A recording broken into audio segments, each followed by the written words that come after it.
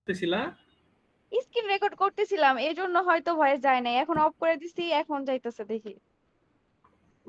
বুঝছি। টুম্পা, তুমি যে স্ক্রিন রেকর্ড করছো এখানে কি স্যারের ভয়েস আসছে না শুধু ভিডিও? দাঁড়াও আমি একটু চেক করে বলতেছি। আসার তো কথা। স্যার শিওর, আসে না, স্যার শিওর ভয়েস আপনার আসে না। স্ক্রিন রেকর্ডও বাইরে বিক্রি করবে স্যার। ভয়েস না আসলে বিক্রি করে কি করবে? শুধু স্যারের চেহারা বিক্রি করতে হবে। হ্যাঁ সেটাই, তোমরা এমন ভাবে কইরো যাতে শুনতে পারো তোমরা। হ্যাঁ কথা আসছে। তাহলে তো স্যার হইলো। তাড়াতাড়ি ক্লাস শেষ করে দেন, কোথাও আলহামদুলিল্লাহ পাইছে। 5,000 টাকা কনফার্ম। এখনই শেষ করে দেবো, আর 10 মিনিট। স্যার কালকে নেক্সট ক্লাস 8টার দিকে দিয়েন স্যার, এত রাতে স্যার এনার্জি থাকে না ক্লাসে। না হ্যাঁ স্যার, আগে 9টার মধ্যে স্যার ঠিক আছে স্যার, 9টার সময় থাক। স্যার আগামীকাল কি আপনি আমাদের ওই যে প্রাইভেট ইন্টারন্যাশনাল ল আর হচ্ছে ট্রেড লর ক্লাসটা নেবেন না? কালকে আমরা বিজনেস পড়বো না, বার পড়বো না, পরশু পড়বো। স্যার সো ওইটা কয়টার দিকে হবে স্যার? মার্কসটা তো দিলেন না। আর্লি চেষ্টা করবো, আর্লি নেওয়ার। মিম কি বলছো, জোরে বল, শুনি নাই। ট্রেড ল এর মার্ক স্যার আজকে দেওয়ার কথা ছিল। ও আজকে ট্রেড ল এর মার্কস দেওয়ার কথা ছিল। আসলে আমি তো আজকে ডিপার্টমেন্টে ছিলাম না, অল্পক্ষণ ছিলাম। হ্যাঁ, তো আমার এক্স্যাক্টলি মনে ছিল না, আমি ভুলে গেছি জিনিসটা। আমার হুট করে বের হওয়ার পর মনে হচ্ছিল আমি কোনো একটা কাজ করে আসি নাই, দুইটা কাজ করে আসি নাই। একটা হচ্ছে 44 ব্যাচের সাথে আমার আজকে ক্লাস ছিল, আর একটা এক্সট্রা ক্লাস ছিল। তো আমি এক্সট্রা ক্লাসের কথা বলছি 44 সিআরকে যে আমি আজকে নিতে পারবো না, বাট ওর যে অফিসিয়ালি শিডিউল যে ক্লাস, ওইটা যে নেবো না ওইটাই আমি ভুলে গেছি বলতে। আমি পোলাপাইন এসে দাঁড়ায় আছে, মানে এটা তো খুবই খারাপ জিনিস তাই না ডিপার্টমেন্টে। তো পরে পরে আমি তখন অলরেডি তোমার কোর্টে চলে গেছি, পুরান ঢাকার ভিতরে। তো তখন হচ্ছে আহ, ওদের একটা বেশি স্টুডেন্ট ফোন দিয়ে বলতেছে স্যার ক্লাস ছিল। তখন আমি না, আমি তো ভুল, মানে এটা তো মিস্টেক হয়ে গেছে এক। তারপরে হচ্ছে তোমার আরেকটা মেয়ে ছিল 41 ব্যাচের, তার একটা খাতা নিয়ে প্রবলেম হয়েছিল, তাকে বলছিলাম আজকে আসতে, এটাও আমি ভুলে গেছি। তারপরে তোমার এই যে কি বলে আরেকজন এই যে এসবিএস মিম যে বলছিল যে ইয়েটা দেওয়ার জন্য, ছবি তুলে দেওয়ার জন্য মার্কসটা, ওটাও আমি ভুলে গেছি। সো বেসিক্যালি আজকে আমি টোটালি ভুলের ওপর দিয়ে যাচ্ছি।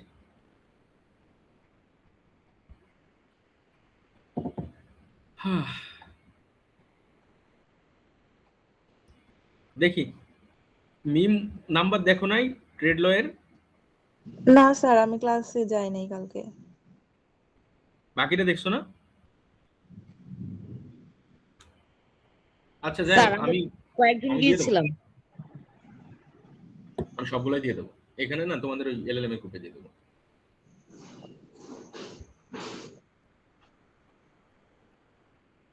ওকে, আমরা যাই, একটু শেয়ার করি।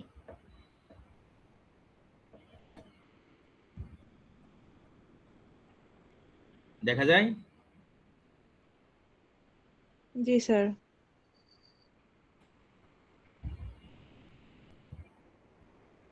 কি হলো, এসব দেখাই কেন?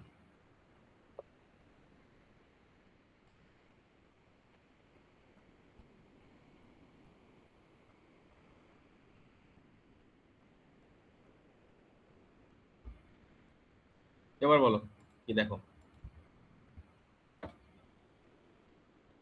স্যার সেকশন 17 দেখা যাচ্ছে।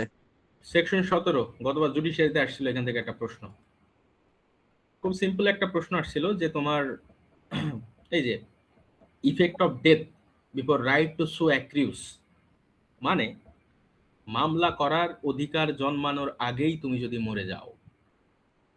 বিষয়টা একটু বোঝার চেষ্টা করো।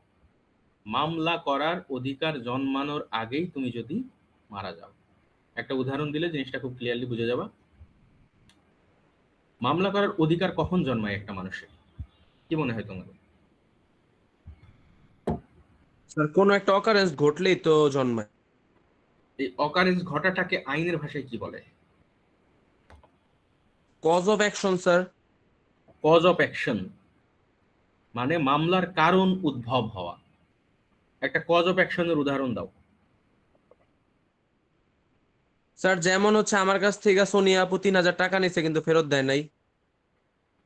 হুম, 3,000 টাকা নিছে এবং তুমি টাকা চাওয়ার পর বলছে যে আমি টাকা দেবো না, কজ অফ জি অ্যাকশন স্যার, অ্যারাইজ হয়ে টাকা গেছে। দেবো না। বুঝছো? কজ অফ অ্যাকশন কি হয়ে গেছে? অ্যারাইজ হয়ে গেছে। তো কজ অফ অ্যাকশন হচ্ছে এমন একটা ঘটনা যেখান থেকে তোমার মামলা করার অধিকারটা জন্মায়। এখন সোনিয়া তোমাকে যদি না বলে যে আমি তোমাকে টাকা দেব না, তাহলে কি কজ অফ অ্যাকশন অ্যারাইজ হচ্ছে? না স্যার। হচ্ছে না। এন্ড সোনিয়া বলার আগেই তুমি মারা গেছো, টাকা দিছো, টাকা দেওয়ার পরের দিনই মারা গেছো, কজ অফ অ্যাকশন অ্যারাইজ হয় নাই। তখন কি হবে? এটা হচ্ছে এই আইনের এই সেকশনের আলোচনা।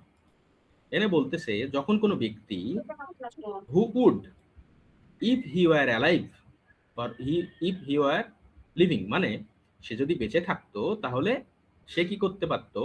সে একটা মামলা করতে পারতো অথবা একটা অ্যাপ্লিকেশন ফাইল করতে পারতো। Dies before the right to sue accrues, মামলা করার অধিকার জন্মানোর আগে সে মারা যায়।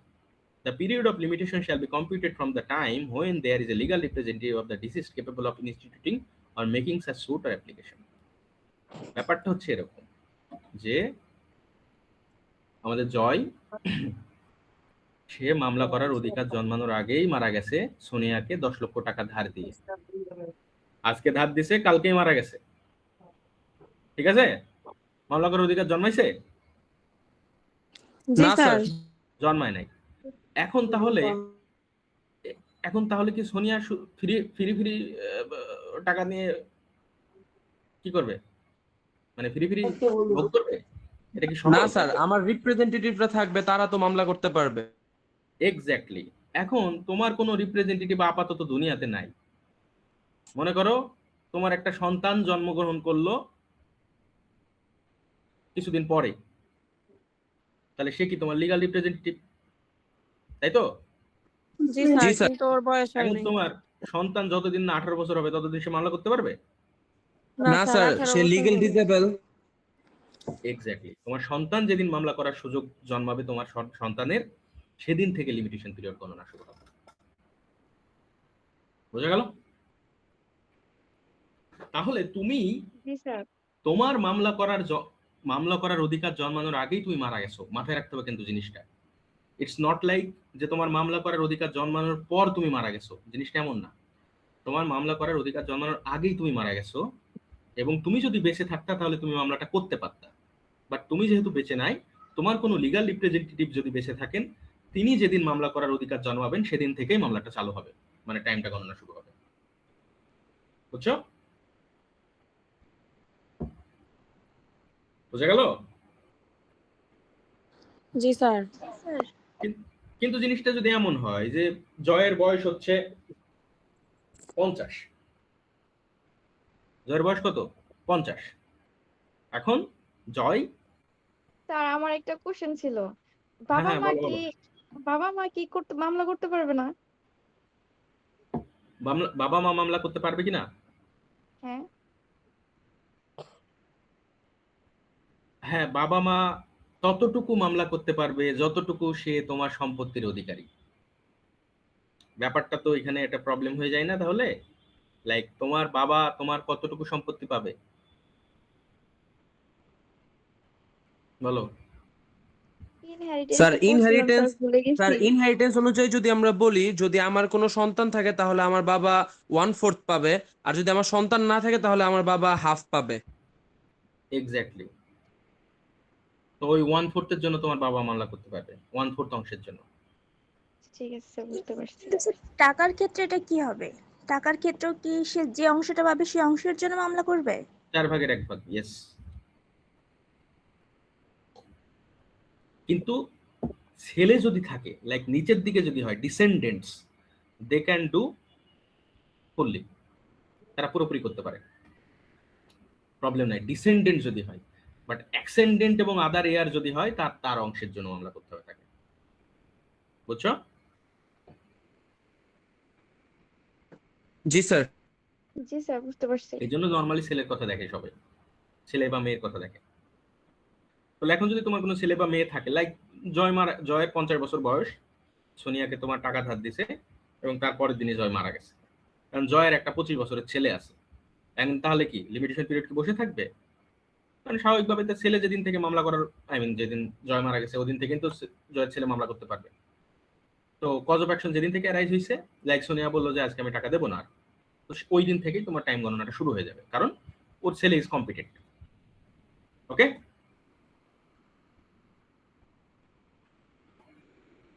কনফিউশন আছে? না স্যার। No sir. আচ্ছা আচ্ছা, এখানে একটা এক্সেপশন আছে কয়েকটা জায়গায়। প্রিএমশন, মানে প্রিএমশনের ক্ষেত্রে এই ধরনের কোনো মানে তোমার সুযোগ সুবিধা নাই। প্রিএমশনে তুমি মামলা করতে পারো নাই, কজ অফ অ্যাকশন অ্যারাইজ হওয়ার আগেই তুমি মরে গেছো নাকি বেঁচে আছো, that does not matter. Time period শেষ হয়ে গেলে টাইম শেষ। Okay, suit for the possession of immovable property. আচ্ছা, suit for the possession of immovable property বলতে কি বোঝায় জানো তোমরা? এটা মানে স্থাবর সম্পত্তি ফেরত পাওয়ার যে মামলা, এসআর অ্যাক্টের সেকশন 10, এই এসআর অ্যাক্টের সেকশন 8 আর 9, এই জিনিসগুলো তোমরা দেখছো কখনো পড়ার সময়? স্থাবর সম্পত্তি ফেরত পাওয়ার মামলা, তোমার মনে করো কোন একটা স্থাবর সম্পত্তিকেও দখল করে নিছে। ওকে, মনে করো জয়ের একটা স্থাবর সম্পত্তি আছে, একটা জমি আছে, ওই জমিটা কে দখল করে নিছে? টুম্পা দখল করে নিছে। ও যদি দখল করে নেয়, যেদিন থেকে দখল করছে ওই দিন থেকেই তো কজ অফ অ্যাকশন অ্যারাইজ হয়েছে, তাই না? হয়েছে কি হয় নাই? হ্যালো, স্যার জি স্যার হয়েছে। হয়েছে। আচ্ছা, এন্ড ব্যাপার হচ্ছে জয়, তাহলে কি হলো? তাহলে তো জয় তো বেঁচেই আছে আলটিমেটলি। মানে গল্পটা হচ্ছে এরকম যে জয় বেঁচে থাকা অবস্থাতেই তোমার হচ্ছে টুম্পা তার জমিটা দখল করে নিছে। তাহলে তো তোমার হচ্ছে এখানে এই সেকশন 17 কোনো অ্যাপ্লিকেশনই নাই, আছে কোনো অ্যাপ্লিকেশনই নাই, সেকশন 17 সাথে ফ্যাক্টটা মেলেই না। তখন জয় কি করবে? জয় হচ্ছে তোমার জমিটা ফেরত পাওয়ার জন্য 12 বছরের ভিতরে মামলা করতে পারবে।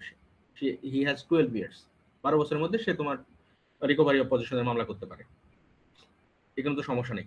কিন্তু ঘটনাটা যদি এমন হয়, জয়ের এক টুকরা জমি আছে, টুম্পা জানে সেটা, এবং জয় আজকে মারা গেছে, আজকে মারা যাওয়ার পরে হচ্ছে তার পরের দিন টুম্পা গিয়ে দখল করে ফেলছে। এন্ড তাহলে কি হলো? জয়ের বেঁচে থাকা অবস্থাতে তো কজ অফ অ্যাকশন অ্যারাইজ হয় না, হয়েছে? না স্যার। না স্যার। আচ্ছা, ওটা অ্যারাইজ হয়েছে যেদিন যখন জয় মারা গেছে। এখন জয় যদি বেঁচে থাকতো তাহলে কি করতে পারতো? জয় নিশ্চয়ই মামলা করতে পারতো, পারতো না? জি স্যার। পারতো। এখন এই ক্ষেত্রেও তোমার হচ্ছে ওই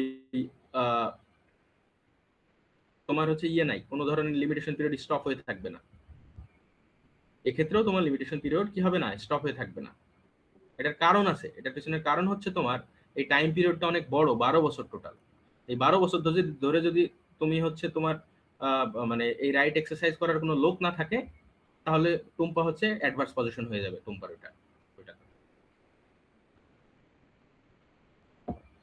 বুঝছো? স্যার এই ক্ষেত্রে যদি আমার লিগ্যাল রিপ্রেজেন্টেটিভ মাইনর হয় তারপরেও, বা লিগ্যাল ডিসেবল হয় তারপরেও কি সেই সুযোগটা আমি পাবো না? না, তুমি কোনো স্টপ হয়ে থাকবে না জিনিসটা। এই ক্ষেত্রে তোমার কোনো স্টপ নাই, লাইক রিকভারি অফ পজিশনের ক্ষেত্রে টাইম কোনো স্টপিং নাই কোনো, অথবা প্রিএমশনের ক্ষেত্রে কোনো স্টপিং নাই। তুমি আগে মারা গেলা নাকি পরে মারা গেলা, কজ অফ অ্যাকশন অ্যারাইজ হওয়ার পরে মারা গেছো নাকি আগে মারা গেছো, দ্যাট ডাজ নট ম্যাটার। বুঝছো? বুঝতে পারছি। ওকে, তোমার লিগ্যাল রিপ্রেজেন্টেটিভ যদি থাকে, সে যদি 12 বছরের মধ্যে রিকভারি করতে পারে, that's a very good thing, you can do that, but time is 12 years. Sir SR অ্যাক্টের কত সেকশন বললেন? 8, 9, 10? সেকশন 8 আর 9।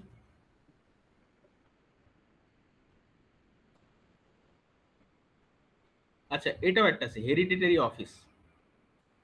হেরিডিটারি অফিস জিনিসটা তোমাদের মানে এখানে আমাদের দেশে অ্যাপ্লিকেশন খুব একটা নাই।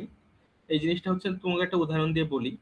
মনে করো যে অনেক সময় কি হয়, মন্দিরগুলাতে তোমার একজন যদি সেবায়েত থাকে, অথবা একজন তোমার হচ্ছে মন্দিরের সেবক থাকে, অনেক সময় দেখা যায় ওই মন্দিরের যারা স্থাপনা করছে তারা অনেক সময় লিখে রাখে বা তারা বলে দেয় যে এই বংশ পরম্পরায় কি হবে, এখানকার বাচ্চারা, এই লোক মারা গেলে এই লোকের ছেলে হচ্ছে এখানকার সেবায়েত হবে, এই লোক মারা গেলে তার ছেলে মারা গেলে তার ছেলে হবে, তার ছেলে হবে, তার ছেলে হবে। এইগুলাকে বলা হচ্ছে হেরিডিটারি অফিস। মানে তোমার বাপের কাছ থেকে যে অফিসটা তুমি ইনহেরিট করো, এই সব ক্ষেত্রেও তোমার এই টাইম লিমিটেশন স্টপ হয়ে থাকবে না। তোমার বাবা কজ অফ অ্যাকশন অ্যারাইজ হওয়ার আগে মারা গেছে, তুমি জন্মানোর পর তুমি ছোট থাকো বড় থাকো, আইন তোমাকে সেভ করবে না। You have to file the case within the limitation period. Okay, বুঝছো? জি স্যার। বাকিদের কোনো কোয়েশ্চেন আছে?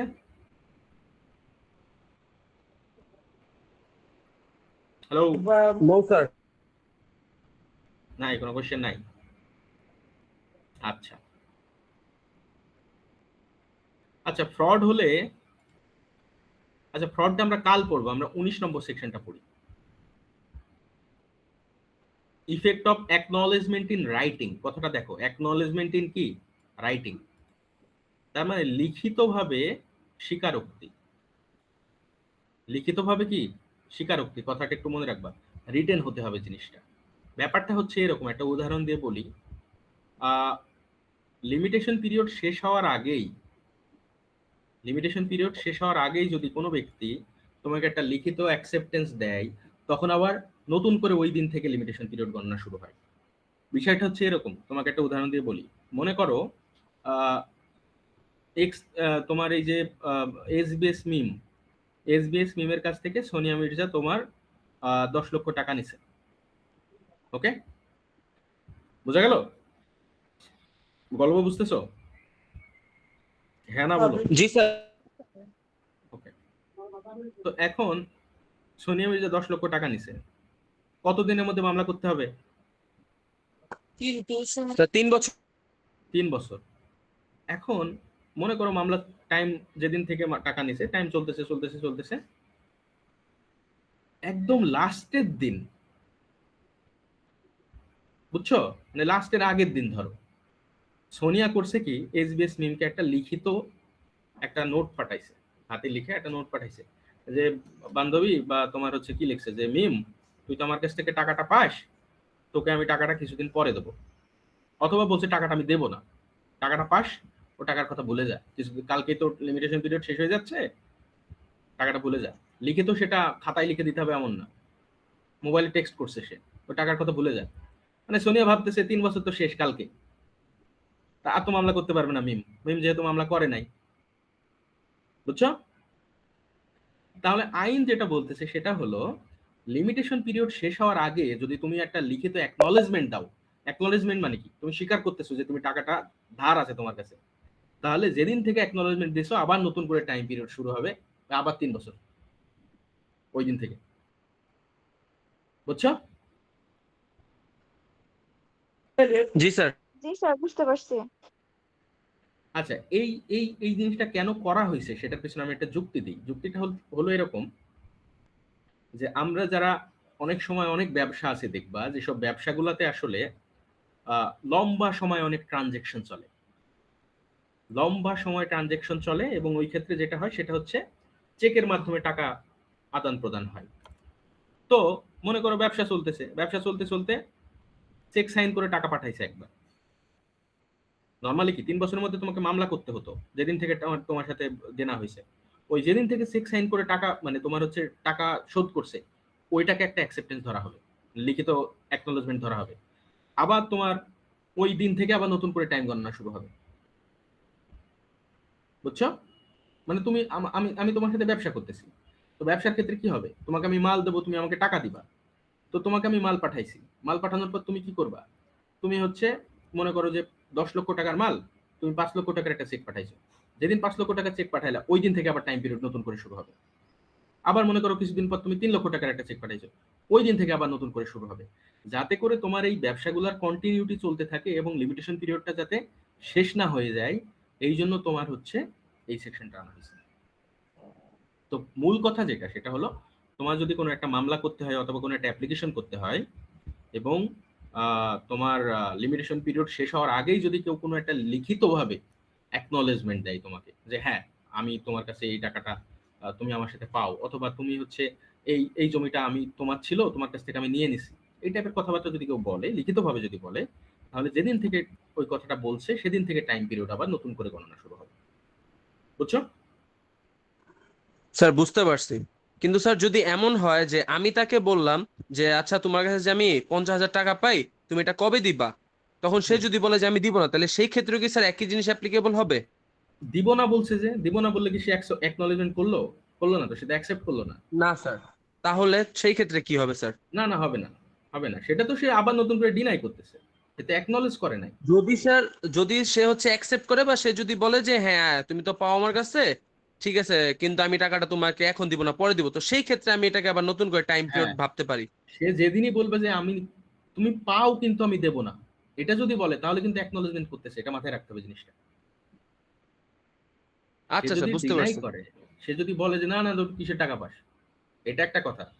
আর একটা কথা হচ্ছে হ্যাঁ তুমি পাও আমি দেব না, পাও আমি দেব না হচ্ছে অ্যাকনলেজমেন্ট, মানে আমি স্বীকার করতেছি যে তুমি পাও, এটা একটা কথা। আর একটা কথা হলো যে তোকে দেবই না, এই সরি, তুমি পাও না, সেটা একটা কথা।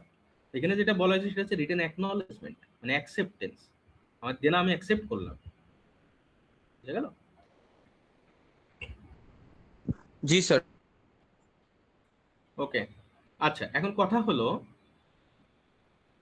আচ্ছা এখানে এই যে for the purpose of this section an acknowledgement may be sufficient দো ইট omits to specify the exact nature of the property or right or avers that time for payment, delivery, performance or assignment has yet to come or has accompanied by refusal to pay, এই যে দেখো, or has accompanied or it is accompanied by refusal to pay, মানে কি তুমি acknowledge করছো কিন্তু বলছো আমি টাকাটা দেব না, এটাও যদি হয় তারপরেও ধরা হবে কি অ্যাকনলেজমেন্ট।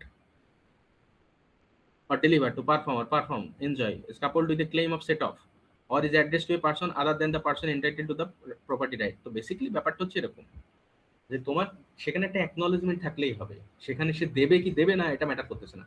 সে যদি বলে আমি দেবো না, তারপরেও কোনো ব্যাপার না, বাট সে তো বলছে আমি টাকা পাও, তুমি অ্যাকনলেজমেন্ট তো করছে, তাও টাইমটা গণনা শুরু হবে।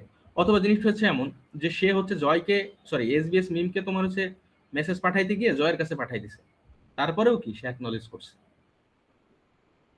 তারপরেও কি হবে অ্যাকনলেজমেন্ট হয়ে যাবে। ওকে, অথবা তোমার সে স্পেসিফাই করে নাই কত টাকা পায়, সে বলছে টাকা পায়, তারপরেও কি হয়ে যাবে অ্যাকনলেজমেন্ট হয়ে যাবে। তো এই টাইপের ঘটনা ঘটনা যদি ঘটেও তারপরেও ধরা হবে অ্যাকনলেজমেন্ট হয়েছে এবং এটা রিটেন হতে হবে। রিটেন হলে কি হবে, যেদিন থেকে অ্যাকনলেজ করছে ওই দিন থেকে তোমার নতুন করে টাইম ফ্রেম শুরু হবে আবার। আরেকটা হচ্ছে তোমার এই সেকশনের জন্য যদি কোনো এজেন্টের মাধ্যমে কেউ অ্যাকনলেজ করে তাও হয়ে যাবে। সোনিয়া মির্জা একটা বড় ব্যবসায়ী, তার হাতে টাইম নাই, সে তার এজেন্ট, তোমার হচ্ছে এজেন্ট মানে কি তার কোনো একজন তোমার তোমার হচ্ছে কোনো একটা প্রতিনিধি স্যার। বুঝি না, প্রতিনিধি। প্রতিনিধি, হ্যাঁ, তাকে কি একনলেজ করাইছে, তার অ্যাকনলেজমেন্ট হয়ে যাবে। আচ্ছা, তো এইগুলো আর কি। আর আরেকটা ব্যাপার হচ্ছে তুমি নিজের হাতে লিখছো কিনা এটা প্রমাণ করার জন্য তোমাকে এভিডেন্স অ্যাক্টে সাহায্য নিতে হবে। লাইক এভিডেন্স অ্যাক্টে তোমাদের হ্যান্ড রাইটিংটা কিরকম ভাবে প্রুভ করতে হবে, ওটা কোড দেখতে হবে। এই বুঝা গেল? কোনো ডাউট আছে আজকের ক্লাসে? No sir. ওকে, বুঝলে ভালো, ঠিক আছে, তাহলে আজকে এতটুকুই। কারো কোনো কোয়েশ্চেন থাকলে করো। স্যার আপনার বেয়ার একটা ছবিটা স্যার চাইছি। ও আচ্ছা, বের একটা ছবি আমি দিব, আমার কাছে আছে। আজকের আর কালকের ক্লাসের একসাথে তো 18টা পড়াইনি, তারপরে একবারে দিব না। Okay sir. ঠিক আছে, বলে ভালো, প্রশ্ন থাকলে বলো, 5 মিনিট আছে আর আমি এর ভিতরে। স্যার কিরকম কোশ্চেন হয় যদি এটা একটু জানাই দিতেন ভালো হইতো তাহলে। 19 নম্বর সেকশন থেকে প্লেইন প্রশ্ন হবে যে তোমার রিটেন অ্যাকনোলেজমেন্টের ইফেক্ট কি। তো তখন তোমরা এই গল্পটা লিখবা বা এইভাবে লিখবা যে তোমার when there is a limitation period and during the continuance of the limitation period someone accepts or acknowledge in writing some কি বলে obligation, that time will continue or the time will run again from the very first time, এইভাবে বলবা। মানে খুব easy ল্যাঙ্গুয়েজে লেখার চেষ্টা করবা, কঠিন করার দরকার নাই। আর বাংলায় যদি লেখো তাহলে আরেকবার যদি বলতেন। কোনটা, ইংলিশটা? প্রশ্নটা কিভাবে আসবে সেটা একটু জিজ্ঞাসা করছি। প্রশ্নটা হলো এরকম আসবে যে রিটেন অ্যাকনলেজমেন্টের ইফেক্ট কি, what is the effect of A written acknowledgement under the limitation act section 19। তখন তুমি লিখবা under the section 19 of limitation act written acknowledgement is discussed when during the continuance of a limitation period someone acknowledges in writing some obligation, the time limitation will start again. তো example দিবা, বলবা সোনিয়া মির্জার কাছ থেকে SBS টাকা পাই, ঠিক আছে? তো সোনিয়া মির্জা করছে কি, বলছে কে বোন তুমি তোমার কাছ থেকে টাকা পাও, আমি তোমাকে টাকাটা দিতে চাচ্ছি না, that will also be counted as a acknowledgement. কারণ এখানে বলা আছে ইলাস্ট্রেশনের ভিতর কি বলছে, যে তুমি ডিনায়াল হলো ব্যাপার না, বাট ইউ হ্যাভ অ্যাকসেপ্টেড। তুমি টাকা দিবা কি দিবা না that does not matter, but you have accepted. আর তারপরে তুমি লিখে দিবা যে রিটেন অ্যাকনলেজমেন্ট এজেন্টের মাধ্যমে করা যায়, আর এটা বলবা যে এটা প্রুভ করার জন্য এভিডেন্স একটা হেল্প নেওয়া যায়।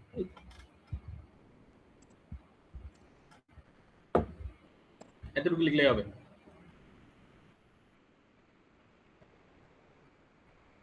প্রশ্ন আছে কোনো? না স্যার। আচ্ছা, আফটার ইন মে, মানে আমরা মেতে যেটা করবো সেটা হচ্ছে আমরা অলমোস্ট প্রতিদিনই ক্লাস করবো, ঠিক আছে? এটা নিয়ে ভয় পাওয়ার কিছু নাই। এখন তো আমরা একদিন পর পর করতেছি, সো আমরা অলমোস্ট প্রতিদিনই করবো, 1 ঘন্টা করে পড়বো। আজকে এখন তো 1.5 ঘন্টা পড়তেছি, তখন 1 ঘন্টা পড়বো দরকার হয়, বাট আমরা প্রতিদিনই করবো যাতে করে আমাদের পড়াটা কন্টিনিউটি থাকে।